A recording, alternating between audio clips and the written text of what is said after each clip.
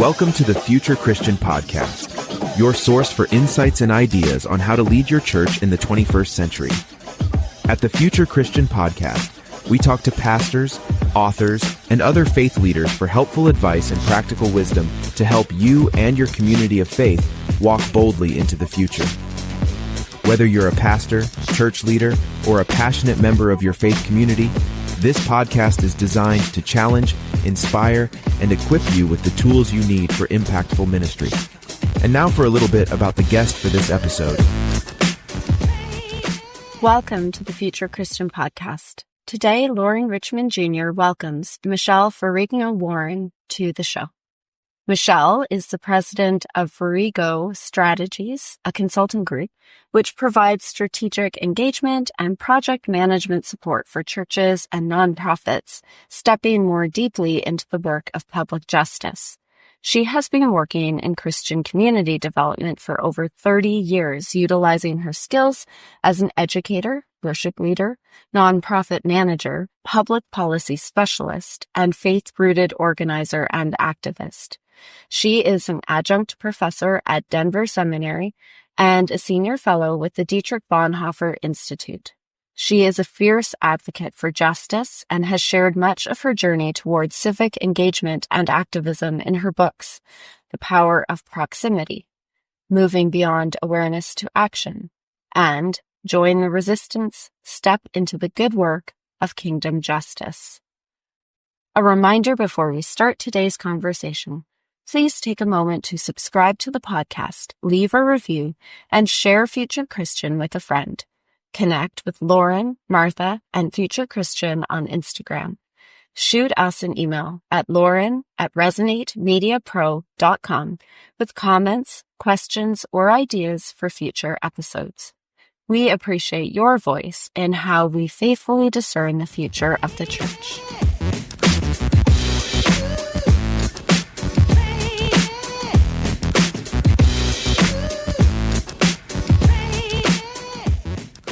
All right. Welcome to the Future Christian Podcast. I'm here recording live in person at Open Door Ministries in Denver, Colorado with Michelle Ferrigno Warren. Thank you so much for being here. Thank you for your time, and welcome to the show. Loren, thanks for having me. I'm glad to have the conversation, and thanks for coming to Open Door. As I was explaining offline, I always enjoy in-person conversations more than, like we talked about, staring at a screen, trying to read, a flat surface. So listeners will probably notice, Michelle and I are a little scratchy-throated, so please forgive us for the audio quality if our vocal quality is not as good as we might like, but we're looking forward to having this conversation and looking forward to hearing more in the conversation. So let's begin with this. Share, if you just would, anything else you want listeners to know about you? Well, that is a really broad question, Yes. so I thank you for that. I've been married for 31 years. I share that because it's good work, but it's probably the hardest work. Yes. And so my husband and I were college sweethearts. I have 3 kids. They're all adults, 2 lawyers and an engineer. So I'm very excited about that. But, mostly, and we'll get into the conversation, but one of the things that I like to share is that I strive to be a good neighbor. And in the Christian faith, that holds a lot of weight. Yeah. And so I would just say that I'm practicing being a good neighbor and have been trying to do that since my eyes got opened to not just the concept of being a neighbor, but having neighbors who have had different experiences, lived experiences, and just walking in life with each other along our ways. Why don't we go into that a little bit? Sure. I usually ask folks to share about the beginning of their faith journey, what it looks like today. I don't know if you're willing to kind of frame it through that lens. You mentioned your eyes being opened. If you can share a little bit more about that. Yeah. So I think it's good to start kind of in the sort of the beginning trajectory, because I think your formation is how you begin to see and shape the world. And I was born into a Catholic family, so I have Catholic roots, and my parents came to a different expression of their Christian faith when I was 5. Mm-hmm. And that doesn't seem like it should be that big of a transition, but it was, because as they didn't step out of Catholicism, they stepped into a different expression. I like to refer to it as a generous Christian orthodoxy. Anyway, so I think they were kind of part of the Jesus movement, and some of that captured them, and ended up actually going to a church that was fundamentalist. They don't know if they realized all of what they had chosen. And, they put me in private Christian schools because that was what was starting back in, I guess that would have been 1976. Yeah. And so that was a lot of my formation was actually a Christian fundamentalism. And what I didn't catch Sunday morning, Sunday night, and Wednesday night was reinforced Monday through Friday. And I don't want to criticize that because I was loved and I was nurtured, and maybe there's some things I could say that I wasn't seeing with my potential as a girl. Right. But my parents were not a part of that indoctrination. They had walked out of Catholicism and had felt like a lot of their formation was centered around guilt and shame, and so they weren't going to take anything. But I think for me, being an oldest child, trying to be a good girl, I'm an Enneagram 1, I think I just adopted all of that Christian culture that even my parents didn't put on. I kind of thought they were bad at being born again. Anyway, that brought me to, college, and I chose to go to Cedarville University. Yes. Which is a very conservative school. It was not as conservative as the high school I went to. Interesting. So this is kind of me stepping. Yeah. And I would say nothing was a rebellion or a reaction. It was just a broadening of my experience. It was great to be at Cedarville. Being 18 to 22 is awesome. I met and my future husband there. We were college sweethearts and married soon after we graduated, then moved down to Texas for 3 years. During our time in college, we had both done a lot of community ministry and outreach. I had done tutoring in a girls' home that, people that were not juvenile detention, but kind of like that. My husband, David, was doing a lot of street outreach work in Cincinnati. And without getting into too many of the details, as the two of us were coming together, we knew that we wanted to have a life that would be centered around people who were very poor, and that we didn't want to live in a different community, that we would be committed to working, worshiping, and living in the same community. And that really set off a trajectory for that neighboring piece. Because in my mindset, a neighbor was who lived next to me. Yeah. And because of socioeconomic status, because of education, they all pretty much look like us. Maybe not at the moment you would see distinctives, but compared to where I was ready to begin to plant my roots and raise our family. And we've been in Denver. We were in Dallas for a few years, and then in Denver these almost 30 years. It has changed everything. And that has, faith isn't some abstract that you kind of check in. It's a part of who you are. Your spirituality is a part of who you are. And my faith is rooted in Christ and his words and, his word, and trying to embody. My hermeneutic is Jesus. So I'm trying to embody, his love and action. And that is really what has shaped my faith, is just the difference of neighbors and the struggles of life, the struggles of community, going back to Jesus and trying to see, okay, really, what does it mean to love my neighbor as, my neighbor as myself? What does it mean to love my enemy? Et cetera, et cetera. Yes. Well, share, if you would, any kind of spiritual practices, spiritual disciplines that are meaningful for you or help you stay grounded. I was brought up to be a good fundamentalist. So, I was very good at doing all of what I call Sunday school. I think I wrote in my book, Join the Resistance, that I was taught to love God, love others, and be a very good Pharisee. That was really what I was trained to do. So my spiritual practices have deviated a little bit. It is definitely centered around, God's word. I just really think there's a lot to learn from the Bible. I also think there's a lot to learn from the saints who've come before us and those who are with us now. So a lot of my practices changed after COVID. And so some of them are going to sound funny, but it's actually a spiritual practice of walking. Yeah. And, St. Augustine has kind of coined the phrase, it is solved by walking, or solvitur ambulando. And so I just really feel like there's something very deeply meaningful and spiritual in that practice of walking and all of the different things that you think about and listen to and pray along the way and see, even what you see. Yeah. Another thing is I'm always growing something, no matter what it is year round. Because I think, especially the work that I do, living and working and worshiping in the communities that are forgotten or that are vilified on the news. I live in an immigrant community and have, for almost 3 decades. I need to see hope alive. So hope isn't something you're going to see. It's not about the present. It's about the future. Amen. And when you look at a seed, and this is the spiritual practice of taking something that looks like trash or dirt, and you put it in that dirt, and you embed it, and you put it in the right elements, and you don't see the underground activity of all that growth and breaking that happens, and then all of a sudden this new life. I'm kind of addicted to growth and the growth of life. So I honestly am always growing something, not maintaining, but growing something from seed, in all year round. And then, I spend some time journaling. I don't do as much as I used to because I'm a different person now. Yeah. But I definitely follow the Christian calendar, practices of Lent and Advent. I read and pray, but I would say what characterizes the post-50 versus the pre-50 Michelle is I do everything in my spiritual discipline slower. That's good. That's a good lesson right there. Mm-hmm. I'm thinking as we're recording this, there's sitting to my left, Michelle, you're right, an Advent wreath. And we're coming up on Joy Sunday, I believe, in Advent. Yeah. Hope was the first Sunday, is that right? Hope, peace, joy. Love. Worship pastor, I'm going to know that, right? Yeah.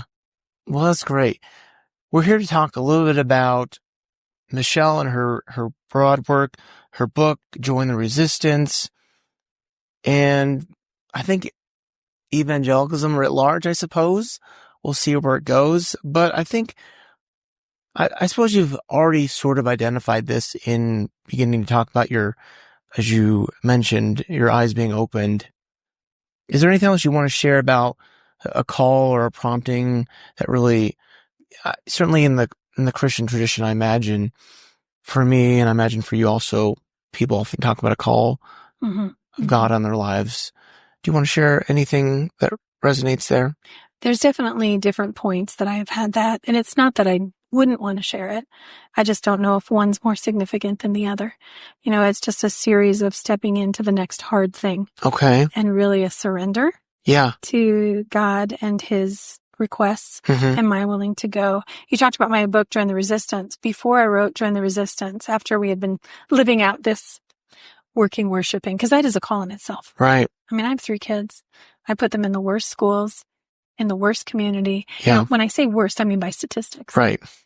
And I trusted that seed going into that dirt would result in beauty.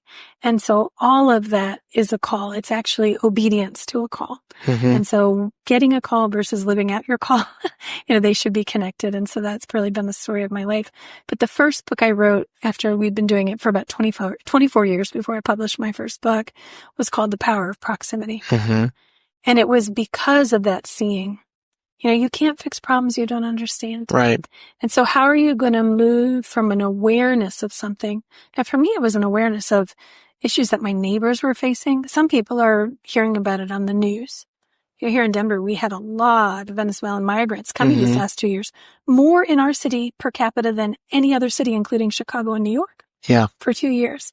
And so you're hearing about the story of immigrants, and it may move you from an awareness to, I want to do something, which is great. I think that is deeply spiritual, important, human as well response. For me, I was living with immigrants, and proximity to immigrants, and proximity to the poor, and proximity to working class, and proximity to the homeless, and all the different people groups, I guess you could say, even though we were just one big community. Right. At Open Door Fellowship and in my neighborhood. It was powerful because it moved me from an awareness of injustice to a question of what was I going to do with what I knew? And how was I going to move and be authentic in solidarity? Because I do community development. And I do activism and advocacy too, but it's with this community development and organizing model that you never do anything to a community or for a community. You do it with it so they can do it by themselves. And so that is really the learning, is nobody was waiting for me to show up. But when I did, how would I humble myself and walk in solidarity and do whatever we needed to do well? And so the power of proximity really is the story of call and conviction, and also just an invitation to all of us. If we can't fix problems we don't understand, then how are we going to understand them? That's why proximity is key.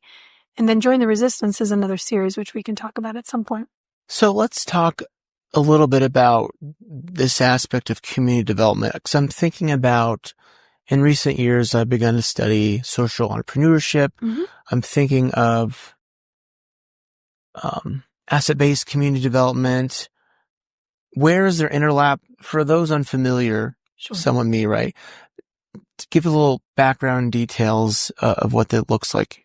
Yeah, I can do that. Although this is really painful because I teach at a seminary and I teach social concerns and community development. So I have way too much information to answer that question. So let me try to think. I'll reemphasize one thing that I shared. Mm-hmm.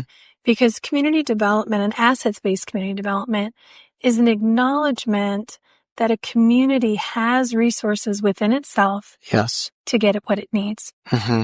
Sometime it just has not been invested in, or it has been stripped of its resources and things that are taken. Right. So that it can't develop. Right. And there's a lot of metaphors and a lot of workshops that I actually teach churches and nonprofits. And if anybody's interested, they can contact you to really kind of explain that in depth. But I'll reemphasize, when you look at communities, whether it's from the inside or the outside, everybody has potential. That's Mm-hmm. deeply theological in Imago Dei, in the call to subdue, even in the Levitical commands to help protect the vulnerable so that everybody can live to their most productive place. And that's the Hebrew word mishpat, or the word for justice, to restore people and whole societies to their most productive place. So when we're talking about doing community development, especially as a Christian, how can I be a part of restoring people and places to their most productivity? So we need to be honest about what's going on. Right. And then we need to be honest and creative and imaginative to believe that we have what we need. And so that if you're on the outside, like me coming in, it's a very arrogant posture to say, I know what's best, so I'm going to do this to you. It's even pretty arrogant to say, I'm going to do it for you. So I always say there's four prepositions for community development. You never want to do 2 or 4. Right. But you do want to do it with, and that's the solidarity, because communities do need accompaniment. Individuals need accompaniment. Here at Open Door, we do a lot of individual accompaniment out of homelessness, out of addictions. I mean, there's so much that communities, because of things that have happened, it's not always an individual decision, but individuals still make decisions. Right. And so as you walk with people and you walk with whole congregations, or you walk with whole communities, we're doing it together so that eventually individuals and communities can do things by itself. Think of community development as tutoring. You never want to hire a tutor for long because they're expensive and it takes extra time.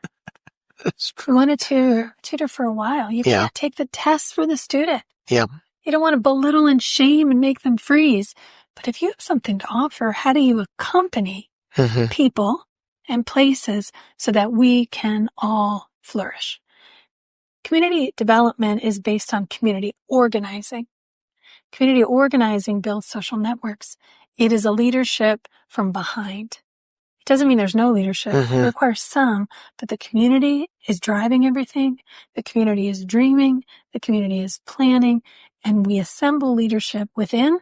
And when we need it, collaborate without, because maybe we need extra social networks, definitely economic, so that we can imagine, if we had all this, what can we do together, holding ourselves accountable. So that's kind of the essence of community development. I did that for a very long time. I still believe in it. But after doing the work, I began to realize, well, I guess let me just say, I kept asking questions. Yeah. Much like the Brazilian priest who is pretty famous for saying, and I can't remember his name. Gutierrez. I don't remember his name. I'm so Probably, sorry, sir. But that's okay. When I gave the poor... Yes, Gustavo Gutierrez. That's it, Gustavo. Yeah, I was going to say, I couldn't remember. Yeah, when I gave the poor something to eat, they called me a saint. When I asked why the poor were hungry, they called me a communist. So I've been labeled a Marxist, a communist, a social. I mean, that's what happens. Yeah. Is I asked questions and I wanted to be a part of that solution. And that moves from community development into the confrontation of injustice. I'll give another metaphor. You don't want to give people a fish. You love mercy, so you want to give people fishes. Don't hear me wrong. But community development says, I don't want to give you a fish perpetually. I want to teach you to fish. A community organizer or somebody who's been here for a very long time, like myself and others, we know that it's an access issue. Right. Access to the lake. Access to the fish. Yeah. It could be the permits. I mean, you could come to our lake. You can use whatever rod you want. You can use whatever tackle you want. but you need to pay this much money to get this, and you can only be here at this hours. Those are the kinds of things that have led to people being written out of a system. And the system is operating the way it was created to do. And it's until we rise up and resist that system and do it. And I'm not saying just to be difficult, but create disruption, advocate, be those prophets. Advocacy is the prophetic word and the prophetic work of the church, to say that, you know what, if these systems are not just, then we will not stop until everyone has justice. Let's dive into that a little bit more, because it leads into a question I wanted to ask you around, you identified it, works of mercy versus works of justice which is a bifurcation I often hear. And it seems like in some contexts, churches or Christians are far more comfortable with what we might call works of mercy, which, like you said, would be giving people a fish, versus works of justice, which we might define, like you said, as opening access to the lake to make sure folks can get to the lake. What are your thoughts around, I think I want to acknowledge that I think there can be some nuance, because I think there can be some disagreement around what is the best way to open up access to the lake. So for that justice, that can be complexity. But what are your thoughts? Because it feels like to me that churches and Christians tend to be a lot more comfortable with giving out the fish, so to speak, to stay with that metaphor, versus the latter. What are your thoughts there? What have you seen? Oh my goodness. All right. Well, first of all, we're commanded to love mercy. Sometimes people in the development space kind of put down the giving of a fish. Right. And I don't want to do that, because mercy is a response to a problem. Justice isn't a response to a problem. It is trying to figure out why the problem exists and fixing that. Yeah. So I've kind of shared a little bit about the, Hebrew word for justice. I'm not going to go into the Hebrew word for mercy, but we know that we're commanded to love it. That little voice there. Yeah. We're commanded to love it, which means we should never get tired of it. And so we're going to always need to do that posture. And I'm grateful that churches want to practice some of that loving mercy. I actually call it outreach, compassionate acts. Right. Doing justice is long. Yeah. And it is always met with resistance. Yeah. So imagine being a church. And I remember when doing mercy wasn't so great. Right. I mean, I do remember something happened in 1995 or 6. I can talk to you quite a bit about how political reform has either made the church cold or warm to things. But once the Welfare Reform Act happened in 1996, you will begin to see churches, especially those with middle income security or higher, all of a sudden loving mercy wasn't so bad. All right. So there's just an interesting sociological, political lens. We won't get there. But anyway, when you hand somebody, we're told this to do, give the hungry food, give the naked clothes. We need to do it. It is not easy. We're called to love it because we have to do it so much. However, you have an instant gratification. And when you look at a whole church, you want your people not just to be absorbers of the word, but doers. And so to put them on a trajectory that's going to take an entire lifetime doesn't seem probably as incentivizing. Right. And I see that with mainline, Catholic, evangelical. Yes. Got to give our people the good endorphins that they did something. Yeah. We've both been in leadership, ministry leadership. We know, how am I going to get this person engaged? I need to get them a quick hit. Here's the thing is, I'll take your money. People are like, oh, don't just give me your money, give me your body. I want your body too. But if you'll give me that, I want your money. We need your money. We need those acts of mercy. What I try to challenge people is don't stop there. Ask God how to move you and extend you beyond loving mercy to doing justice. Because when you start to be willing to do justice, that is slow, uphill, grueling work. But I think that's the kingdom work. That is kingdom work. And you just see it so clear. That's why my hermeneutic is Jesus. I heard that from Tony Campolo. Yeah. Who just passed, right? Who just passed. Oh my goodness. He's also the one who challenged me a week after the Trump election the first time. We were in this big prayer group. Jim Wallace had called a bunch of national leaders. And I think there was 50 or 60 of us in the room. Maybe not even that much. It felt like a big room. We all bowed our head in prayer and I heard a gargly voice and I knew it was Tony. And he's like, God, help me to find the Imago Dei in Trump. And I was like, why did you have to say that? So it's been my prayer. Yeah. I get to use it a little bit more, right? Yeah. I get to use it a And little maybe bit more. today help me to find the Imago Dei in Trump voters. Oh, for sure. I mean, here's the thing. When you begin to pray to find the Imago Dei in your enemies, I won't say that Trump is my enemy. Yeah, but sure. But sure. people who will hurt my community right. and who are against me. Let me phrase it that. To find the Imago Dei in people who are against me. Yeah. And what you're doing. People I love. Yeah. It is a challenge, but then I remind myself of Jesus. My goodness, he said, love enemies, do good to those who persecute you. Like, that's so mind-boggling. So I have a lot to learn. But as far as the doing justice, it is a strap in for a hike. It's the sojourning. It's the pilgrimage. It's you get to practice the disciple part of being a Jesus follower, which means I gotta love. I gotta do things I don't want to do. Those beatitudes are impossible.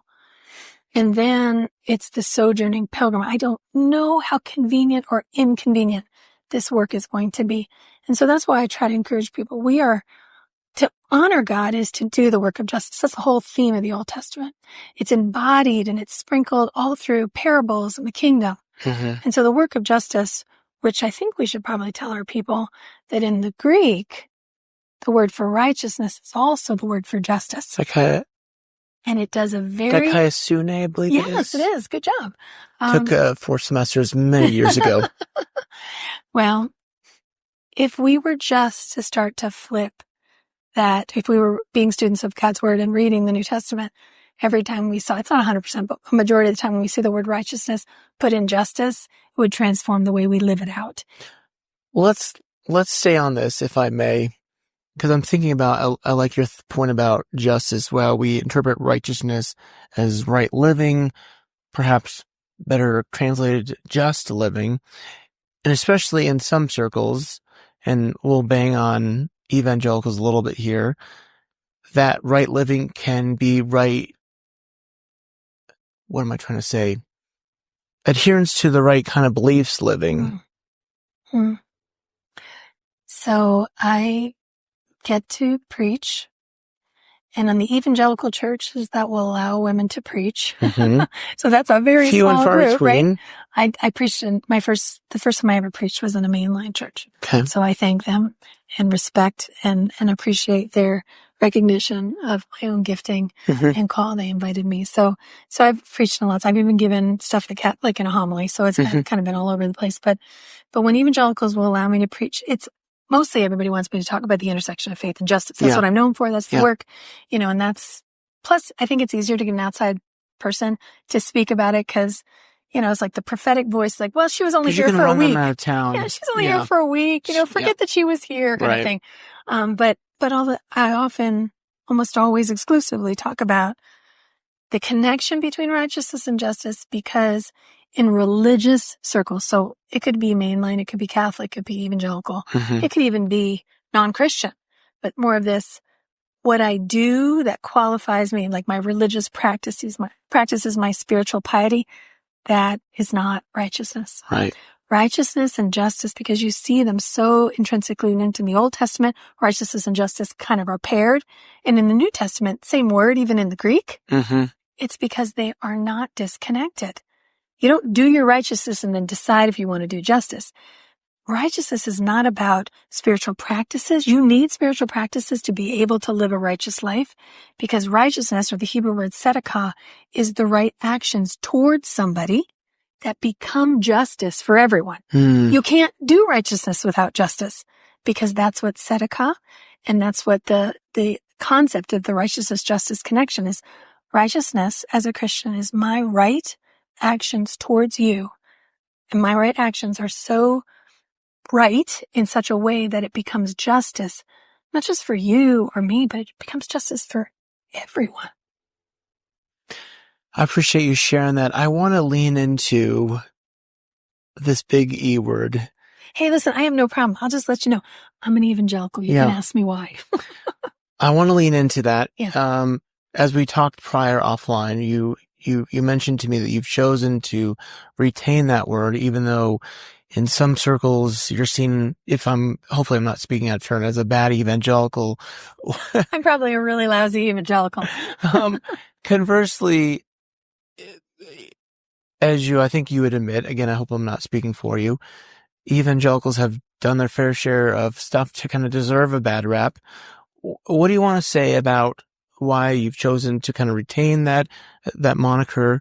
What good can you share about evangelicals and 'cause, I mean, again, like here we are in the Denver metro area. I see a lot of like really good stuff happening from churches and people who I think would broadly identify well within evangelicalism as a whole. So I think there's a lot of good happening beyond just the headlines that we see on the national news.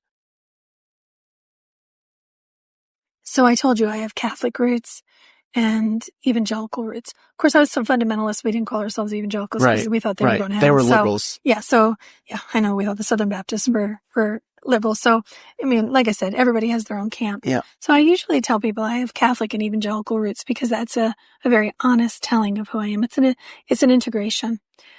Evangelicalism, first of all, I don't want to be some sociologist on evangelicals. I do remember kind of that awareness, like, okay, this is sort of a negative thing in the political stream, or positive, depending on what camp you were sitting in. Right. And I also knew it was a powerful leverage tool in politics. Okay. So let me just share this. For many years, I didn't identify in it as anything. I was a Jesus follower. I was a Christian. It wasn't until I became very public in my stand with immigrants. And I actually went to night school to study public policy for housing policy. Yeah. I'd been a public school teacher and did education policy. I'd worked at Open Door and had a transitional home. So social, human service. So I'm an education, human service, and housing policy person who lives in an immigrant community. All these things are happening. Now my expertise, by far, I know immigration policy better than anything at every single level because of all the years of practice. In 2009, we had a lot of things in Colorado. I don't want to go through all the different political things that were happening, but my awareness to the fact that the camp that I had hailed from, evangelicals, were now on the opposite side of the poor. I could keep listing. I'm like, well, this doesn't do well. So I had kind of just never used a moniker, knowing that was my rootedness, that theologically I am evangelical. But social practices, social policy, I couldn't have been farther away. Right. So how do you integrate your theology and your practice with some dumb moniker?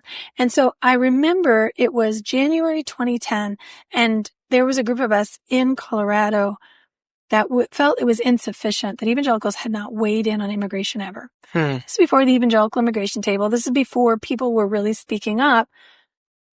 Not that it has changed much in our own voting, but it is not unusual to find an evangelical who supports immigration reform. This is in the dark ages of immigration, when you did not see that. And I remember they put me as the first speaker and this other guy as the last speaker, and we had this whole slew, and, NPR was there, the associate. It was a big deal. We were going to come out that to be pro-life meant to be pro-immigrant. And I was the opening speaker, and I thought, Michelle, this is the time to be the most bold. And that was when I used it and said who I was. And people were shocked. How can you be an evangelical you care about? I am. I am my theology. And I honestly think that the evangelicals that we know of they are not following evangelical theology. They have become a voting block that is completely separated. Yeah. I told you my hermeneutic was Jesus. Yeah.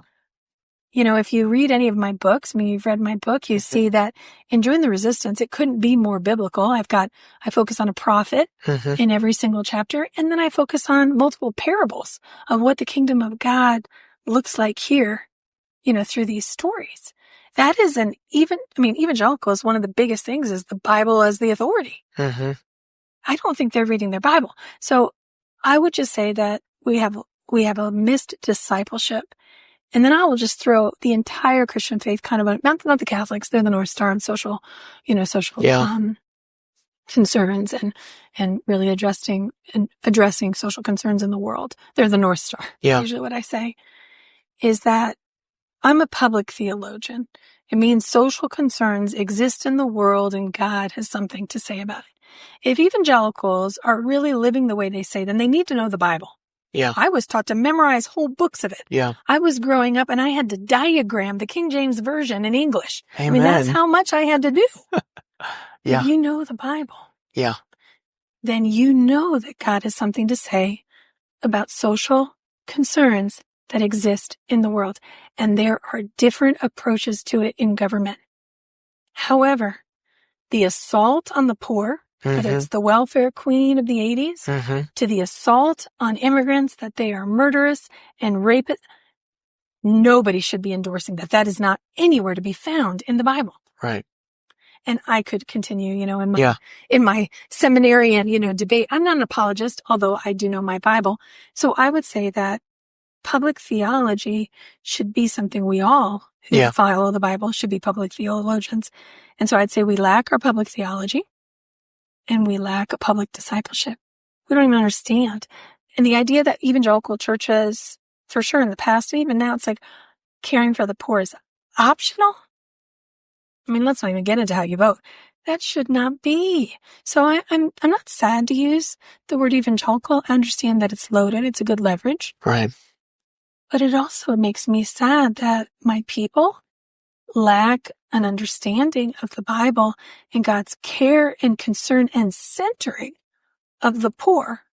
And you see it all throughout from Genesis all the way through Revelations that God has a special care and a special concern for the poor, for the widow, for the orphan, for the immigrant. And if we don't have a special concern, then we are misaligned not only with Jesus and what he demonstrated for us, but the word that he spoke. I'm thinking about, obviously, like you mentioned, I want to acknowledge, and I think it's fair to acknowledge, like Ryan Burge, if you're familiar with his research, he certainly pointed out how evangelicalism, or the label evangelical, certainly has become a voting moniker almost more than a theological moniker. But I'm also intrigued kind of by what you said about discipleship, or at least that's how I understood it. You've obviously been in ministry leadership, your family has, and I wonder, I'm just thinking, I think I've heard this. Certainly there's a story, recently, or relatively recently, a couple of years, right? Russell Moore. I'm thinking about how, he shared about how pastors were getting pushed back about sharing, the Beatitudes. It certainly seems like, and I don't know if this is too broad brush, but it feels accurate. People are being certainly discipled far more from, the cable news or the influencers than they are by scripture and their pastor. And I think in some ways, if I can go after my own camp a little bit, pick my own side, I think there is a challenge because one's politics almost are elevated over one's theology. How do we begin to turn that tide? So many things are coming in my head. Right now, it's Martin Luther King talking about the prophetic zeal that needs to be in our churches. I'm going to tell you a story. So I was working to try to talk to senior pastors all around the metro area, and it ended up expanding nationally.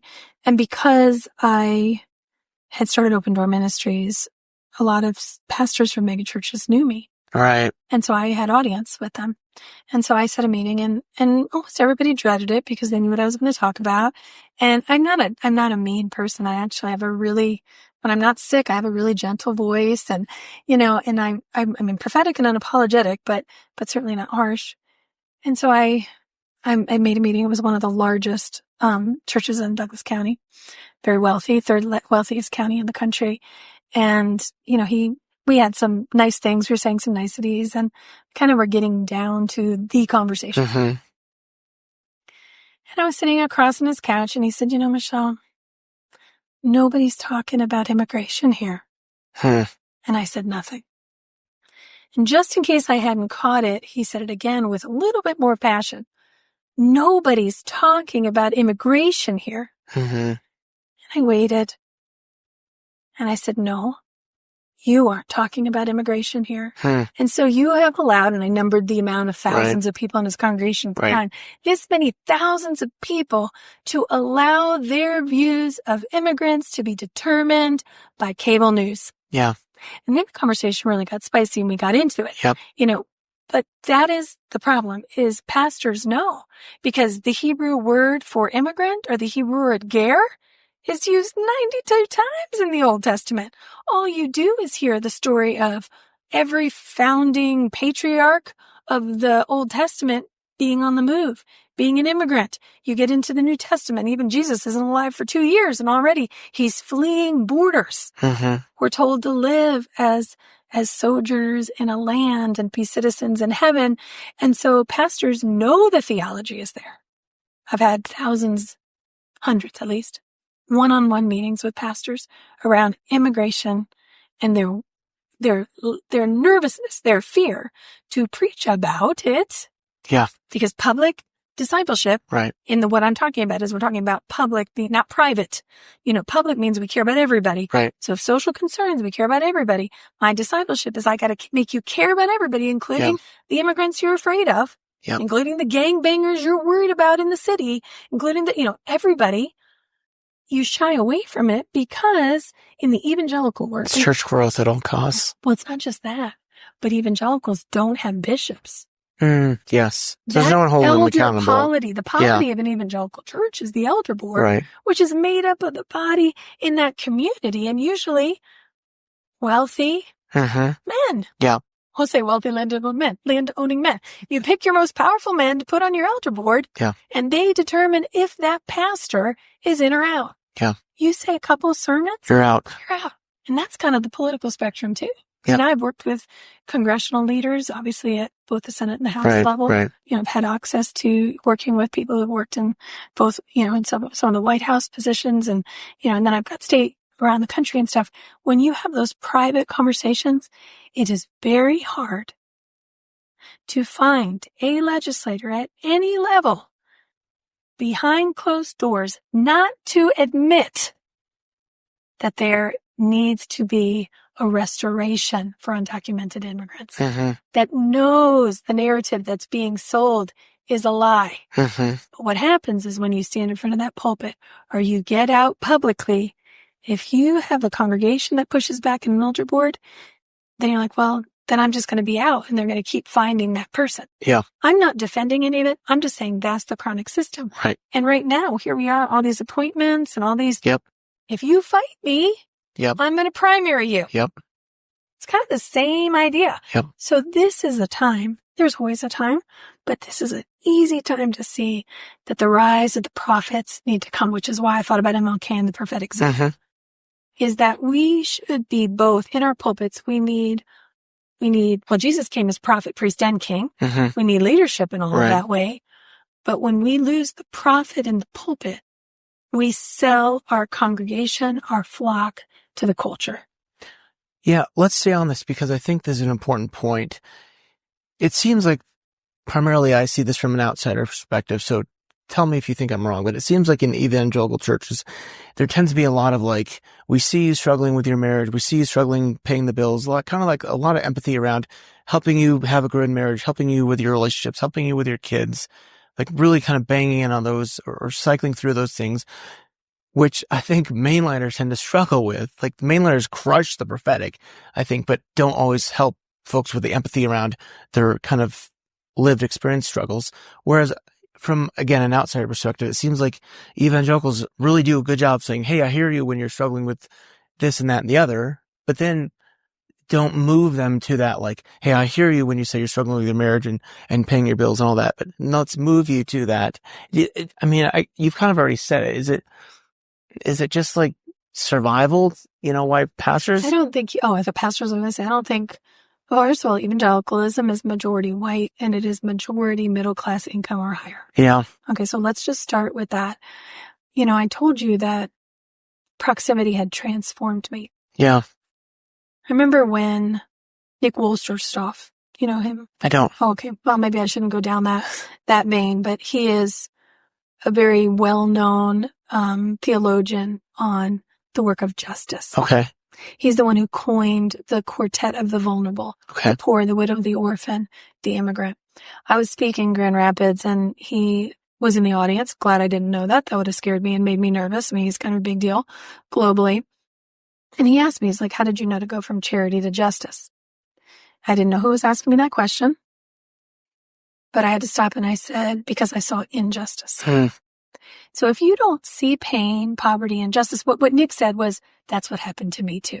So it was to him, it was like, how can I look at this white, educated, privileged woman who completely understands moving from charity to justice? That can't be possible when I think about the socioeconomic background and framing. How did you do that? And you have to see injustice in order to get to justice. That's why the Black church is so good. I would say, yeah, the mainline's fine, but the Black church is good. I mean, I'd probably argue with you on the mainline church, but I would say that the prophetic and standing up for justice and teaching us a way forward is the Black church from the earliest of times, not just through the 1960s. Yeah. I mean, the Jim Crow period, they were getting schools, and they were getting substandard schools. They would get schools. They had substandard, but they were getting them for life and limb. So you see, and they were doing it through the social network of the church. And when the leaders of Alabama said, we're not going to have an ACLU in our state, all of a sudden the pastors of the Black Church of Alabama said, well, we'll form our own Alabama to their death practically, like their lives were constantly in question as far as their safety because of that prophetic nature of we are going to fight for justice. They knew it because they were intimate with injustice because they were living it. I would say that moving from charity to justice is not self-serving for white privileged America. And so you don't see or feel the urgency of injustice. Yep. So you're going to focus. And then also, we are not a resilient people. Yeah, that's a good point. And justice is a long work. Yeah. Whether you're white or not, if you're going to, doesn't matter. You don't, just because I have my white skin, there's plenty of white senior pastors. I have this friend, Alan Cross, white, senior, Southern Baptist pastor. The people that we would meet with don't look at him and say, oh, well, because you're a white Southern Baptist pastor, we're going to give you immigration reform. They're like, no, we're going to kick you out of the church, which is what happened. So I'm just saying that justice is a very long work, and we don't have resilience by nature in our congregations. We have a very myopic view, so we're going to focus on our own family, and then there's focus on the family that's re-emphasized, that as though that is the God. Yeah. Yep. And then we're going to focus on our own emotional health, which is important, and our own spiritual development. But here's the ineptness of us. We were made to be light in darkness. And when you have light that just cloisters into light, you can't even see if your light is very strong. It's not until you put it into the darkness that you can see that you're being effective. I wish people would just preach that metaphor. Yeah. Run to the darkness with the light. Only idiots would hide it. I'm sorry, there's something in the Beatitudes about that. We as evangelicals, and I would even say white privileged America, and I have seen it even with mainline churches in some communities, for sure. Yeah. And then I've seen it even in Catholics, even though their social teaching is the North Star. But evangelicals especially, we have been hiding out in our basements with our canned goods, batteries, and our flashlights, and we're waiting for the darkness to pass until Jesus comes, instead of using everything we can with the light that he says, I'm the light of the world. You are the light of the world. Go shine. Yeah. And I think we cloister, and we're taught to be afraid through culture. And then the church does not explain how powerful light is in darkness. And then we created all these schools that we can make our children grow up in bubbles. And we're afraid of the darkness. And that is moronic, because the only thing that the darkness should be afraid, because the light is penetrating it. And I'll end with this. Evangelicals believe in the creation narrative. There's an intelligent design. There's some debate on how long. Sure. But they all believe it to be a real story.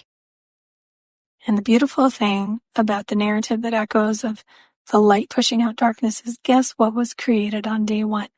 God has been pushing out darkness with light since day one. He has commanded commissioned, and equipped us to do it, we're just not doing the work. Yeah. Let me ask one more question then before we take a break. I'm thinking again about the word proximity has come up multiple times through this interview. Certainly you have a book on that topic. I'm thinking also about, are you familiar with Brenda Salter McNeil's book? She's a very good friend of mine. And I know her well.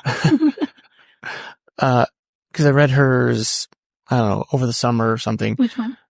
I can't remember. It's a recent book. But from the book, it said something. She said something that proximity breeds care, which is certainly something you've alluded to again and again.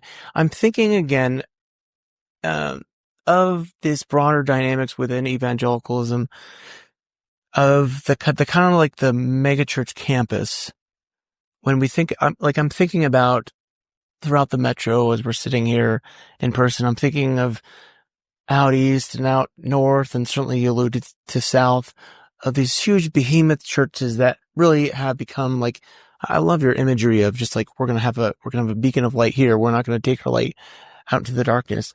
Certainly, if I'm understanding correctly, that really goes against the mission and ethos of Open Door here. Oh yeah. Of taking light into the darkness.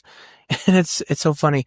Cause yeah, it's been like this protectionism against how then, what are some simple steps, some beginning practices churches can do, pastors can do?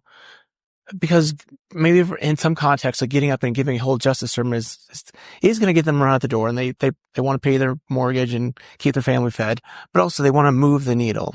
Yeah. Well, and that's the reason I wrote Proximity the way I wrote it, was because we need to be willing to humble ourselves and leave our places of comfort. We need to be willing to humble ourselves and leave our places of comfort to love people who are different. That is literally what Jesus did. Jesus left and emptied himself of power and position and rights to leave his godliness. He kept it with him, but, the perfection, the essence of his power to be born as a baby and be a human being for a stretch. All so he could demonstrate, that's what I said, this is how we know what love is. Jesus Christ laid down his life. Yes, he died. That was a part of it. That was a huge part of it. But he laid it down from day one. And so I would say that the reason proximity is powerful is it makes you search scripture to try to understand the complexities of the brokenness and the pain of the world.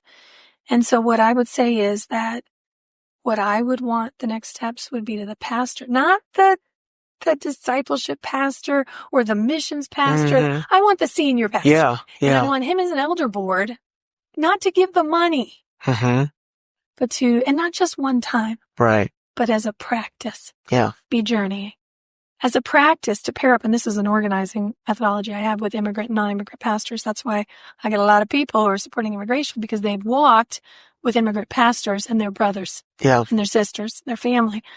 But for a pastor from a well-to-do congregation to literally not do anything to the inner city pastor or for them, but do it with them so that we can mutually encourage one another. If that would be so radical, because yes, preaching would change, but people would follow. And here's the thing is we are watching a mass exodus of a younger generation leaving the church because the Christian witness, specifically the evangelical church, but the Christian witness is a scandal. It doesn't measure up. The actions are embarrassing. If you would see pastors and elders pouring themselves out on behalf of the poor, not for a sermon illustration. Right. But as a practice and a way of life. Yeah. That's what I would want to see. Yeah. Because I know it would be transformative. It is humiliating, humble and humiliating to pour yourself out in a community that has a perpetual poverty problem, who has been written out of a system, who doesn't have the resource, that doesn't have the economic, the social, or the political capital to be able to survive, and then gets blamed for it. Now, from the inside, how dare you? Yeah. But from from looking as a person who's grown up from the outside, come be with us. It's good.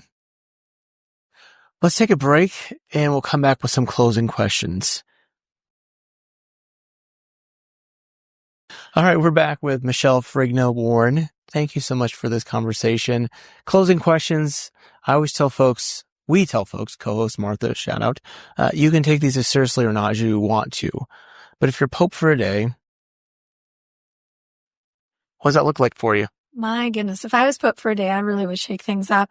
Because the Pope is supposed to be the head of the church and has a global reach, and some of that has been used for harm. Mm-hmm. I'm thinking of sort of the papal bulls of the doctrine of discovery and all the harm of colonization. I actually wrote a paper that I presented in Oxford now a couple years ago now on how we could fix our white Christian nationalism problem. And the Pope could do it. Oh. So if I were Pope for a day. Oh my goodness.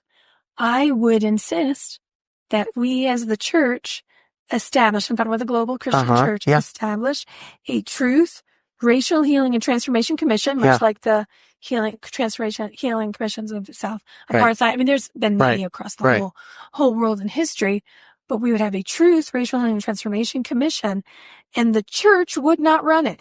At least the white or dominant or Euro church would run it. So the black church could run it, but that we would need to present ourselves before a truth commission to answer for our atrocities and then ones we continue to perpetuate by insisting that a kingdom that has come through Christ in his humility and emptying himself out, that we have grabbed power, that we have tried to have dominion. I mean, like, we should follow the temptations of Christ, you know. He did not say yes to being in power, and we need to say no as well. And that we should submit humbly to a commission, and if we lose titles and buildings and property, so be it. So yeah, I would establish a commission, and I would make the white Euro church be the ones who have to answer to it. That is perhaps the most well thought out response I think I've gotten, perhaps. Well, if you read the paper that I wrote for even the progressive group at Oxford, it was quite shocking. I feel like I need to have a link in the show notes. So, I should find out where. If you still have it, press link it could be. I will look for it. Send it to me. A theologian or historical Christian figure you'd want to meet, bring back to life. Okay, there's two. Yeah, that's allowed. I don't want to bring anybody back to life. That's okay. I appreciate them for their. Okay, so very Old Testament Deborah. I actually write about her in chapter 8 or 9 of The Power of Proximity. I was a worship leader. I was a wife of a man who was respected at the gate. In that scenario, as well as one that grows up in a fundamental evangelical church, how would God choose a woman to lead? My husband did a toast probably 15, 20 years ago now, and said to a modern day Deborah, he got me a palm tree and said, a modern day Deborah, because he was watching me lead senior pastors, national leaders, literally to war in the political realm, in the spiritual realm on behalf of justice. And so Deborah, she says, who am I in her song? Yeah. Who am I but a mother in Israel? That's how I feel. Who am I? I'm just a mother in Denver. Yeah. These little kids. This is hard to even believe. So Deborah, oh my goodness, I want to talk to her. And then the second one is Mother Cabrini. Hands down, I write about her enjoying the resistance. Okay. I write about a lot of people enjoying the resistance, but Mother Cabrini here in Colorado, we no longer have Columbus Day. We have Cabrini Day because we want to respect Italian American heritage or Italian heritage without using someone who did some horrible acts. Yes. And Cabrini she was the first American citizen to be canonized as a saint. She is the saint of the immigrant. She wanted to do work, and the Pope told her because she had a bad lung condition, she was too weak, and she wouldn't give up. And so instead of being able to go to the East, he said, go to the West and help the Italian immigrants in New York. And she ended up starting and moved all the way from the West, further West, and ended up in China with the largest Catholic order in her name. And I will just say that I am struggling with whooping cough because I had complications, because since I was a very little girl, just like Cabrini, 4 or 5, I have very weak lungs. Oh. I'm an asthmatic. When things happen, I'm hospitalized. It doesn't happen often. I'm very fierce. Yeah. But when it does, I have no good health to fall on. Yeah. And so to be hospitalized on oxygen, struggling these months later, that's right. That's about right. Well, Mother Cabrini was fierce for her love for Christ and her care for the poor, her care for immigrants. I'm an Italian American. She's an Italian immigrant who became an American, and she was told to play it safe because of her health, exactly like people wanted to bubble wrap me. That's a good answer. This is a broad question, so feel free to answer it how you wish. What do you think history will remember from our current time and place? It will not remember us kindly. Hmm. We've had a good conversation. I felt passionate at times, but not emotional. Yeah. I feel emotional. History's hand is being written, and it needs to be stopped because the church, and that's all of us, not just the evangelicals. Yeah. The Christian church will not be remembered kindly. Yeah, hard to argue with. Turning this a little bit more optimistic, I suppose, or hopeful. What would you then hope for? Oh, I hope it's Future of Christianity. I want to tell you right now. Yeah, we've talked about this. Yes. Hope is what we got. I've had friends. I had this one particular friend. He's like, how can you do another day? And it was during a really bleak time. I said, you know what? Every day I have to drink a glass of hope. Yeah. And sometimes that glass has to be huge. Yeah. Hope it's not about the present. Yeah. It is this conviction, this faith to believe that what I see right now does not have to be.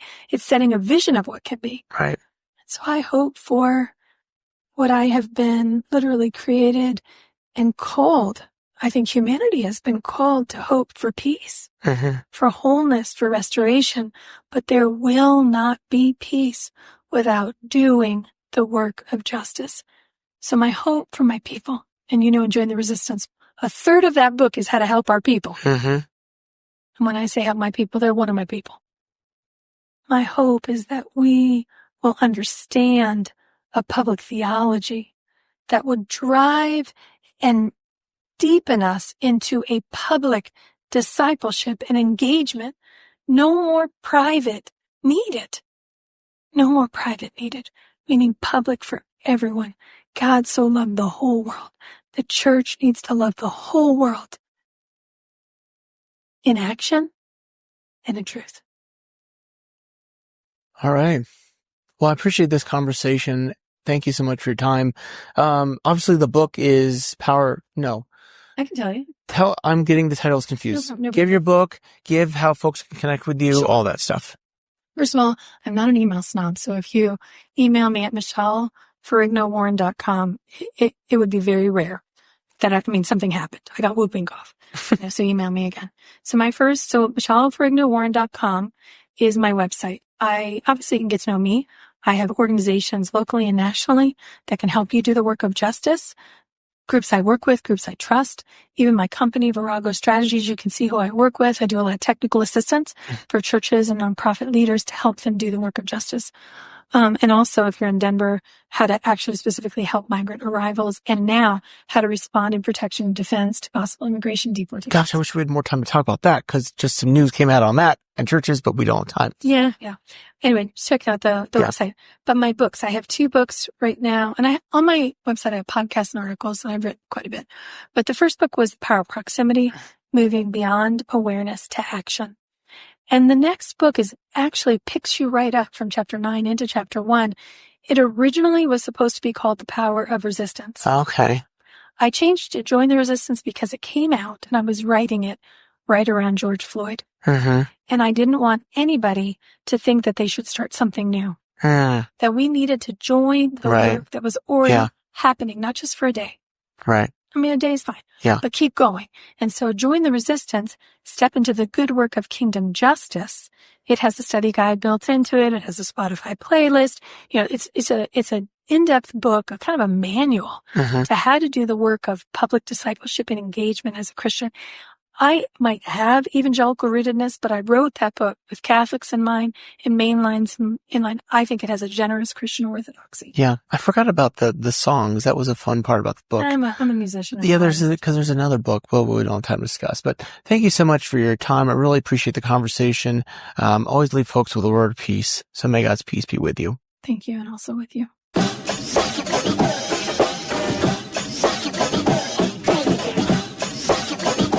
Thanks for joining us on the Future Christian Podcast. The Future Christian Podcast is produced by Resonate Media. We love to hear from our listeners with questions, comments, and ideas for future episodes. Visit our website at future-christian.com and find the Connect with Us form at the bottom of the page to get in touch with Martha or Loren. But before you go, do us a favor. Subscribe to the pod to leave a review. It really helps us get this out to more people. Thanks, and go in peace.